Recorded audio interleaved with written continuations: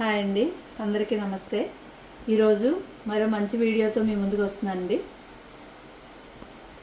ఈరోజు నేను ఓట్స్ తోటి దోశలు చూపించబోతున్నానండి. హై ఫైబర్ తోటి చాలా హెల్దీ దోశలు ఇవి చాలా బాగుంటాయి.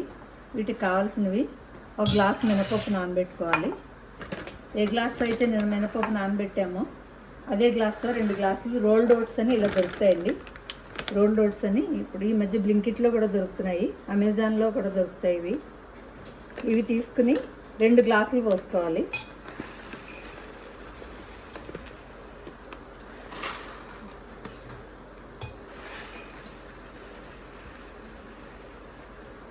వన్ ఇస్ టు 2 అండి. ఒక గ్లాసు మినపప్పు అయితే 2 గ్లాసులు రోల్డ్ ఓట్స్. వీటిని బాగా కడిగి 2 సార్లు కడిగి వాటర్ పోసి 4-5 గంటలు నానబెట్టుకోవాలి.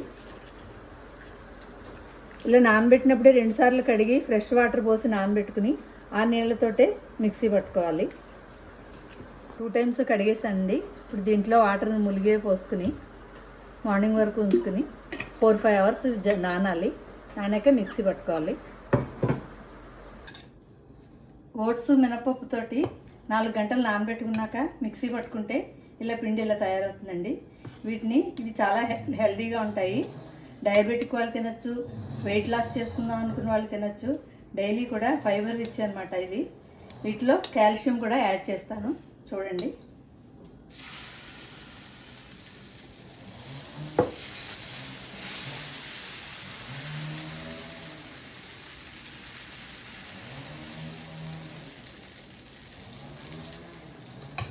నువ్వులండి, ఇవి హై కాల్షియము. ఇవి డైలీ మనం కిచెన్లో దొరికిదే కాల్షియం రిచ్ ఫుడ్ అవుతుంది. ఇది మీద స్ప్రెడ్ చేసుకుంటే పిల్లలకి పెద్దలకి అందరికీ చాలా హెల్దీ దోశ అవుతుంది ఇది.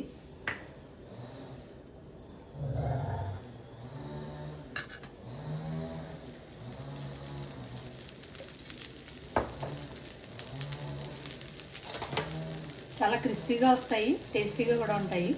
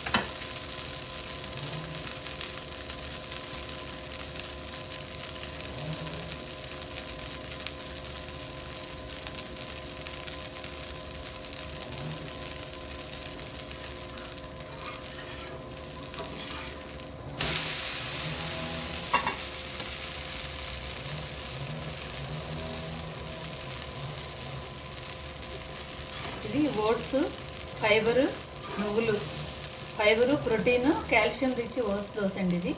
ఇది చాలా హెల్దీ దోశ. పిల్లలు తినచ్చు, పెద్దవాళ్ళు తినచ్చు, డయాబెటిక్ వాళ్ళు తినచ్చు, వెయిట్ లాస్ అవ్వాలనుకున్న వాళ్ళు తినచ్చు. డిన్నర్ ఆరు బ్రేక్ఫాస్ట్ అయినా రెండింటిలో కూడా ఇది సెలెక్ట్ చేసుకోవచ్చు. చాలా బాగుంటుంది, టేస్టీగా కూడా ఉంటుంది.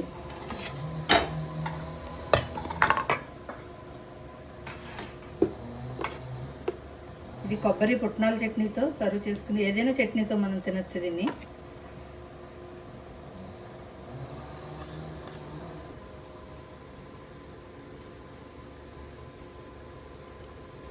చాలా టేస్టీగా ఉంటుందండి, హెల్దీ దోశ. అందరూ తప్పకుండా ట్రై చేయండి.